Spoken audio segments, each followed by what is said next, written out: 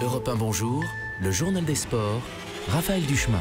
Et Jérôme Lacroix à la une ce matin. Jérôme, une rentrée des classes sans pleurs. Oui, mais avec des cris. Écoutez, ceux des spectateurs du Stade de France. 4 fois, ils se sont levés de concert avec les buts des Bleus du foot. Premier match de la saison pour eux et sur la route du mondial russe l'été prochain. Succès 4-0 face aux Néerlandais. Alors les buteurs, Antoine Griezmann, Thomas Lemar, le jeune monégasque, 2 buts. Et puis Kylian Mbappé, journée singulière pour le tant jeune que talentueux attaquant de 18 ans.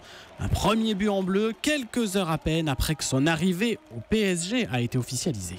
Journée de rêve, oui, on s'y rapproche. Après, je ne sais pas ce qui est typiquement une journée de rêve, mais c'est une très belle journée. On a fait un super match du début à la fin avec la manière. Je pense que le public a pris du plaisir et nous aussi, donc tout le monde est content. Et ces Français premiers ce matin de leur groupe de qualification en lieu et place des Suédois défaits, eux, hier soir en Bulgarie. Prochain rendez-vous avec les Bleus dimanche, France-Luxembourg à Toulouse.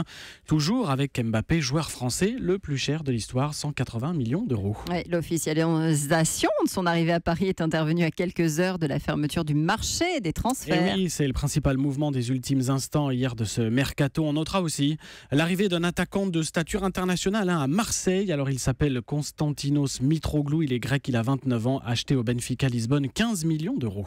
Jérôme, le mot sport du jour. Frousse, il a eu la frousse. Roger Federer encore à l'US Open de New York cette nuit, le tennisman suisse qualifié pour le 3e tour, mais encore comme au premier tour, poussé au 5e set par son adversaire, le russe Youzhny, classé à la 101e place mondiale. Une suée dont Federer s'amuserait presque. Ces 5 sets sont quand même sympas à jouer. Mais c'est vrai que j'aurais espéré de jouer 3 sets aujourd'hui.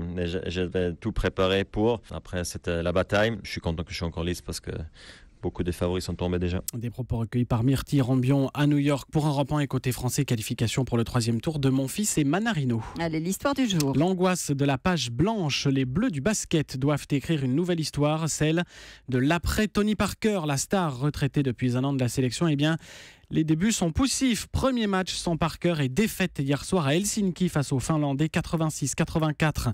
Après prolongation, c'était les débuts du championnat d'Europe, alors rien de rédhibitoire. Prochains adversaires pour se rattraper toujours au premier tour, les Grecs demain après-midi. Merci Jérôme.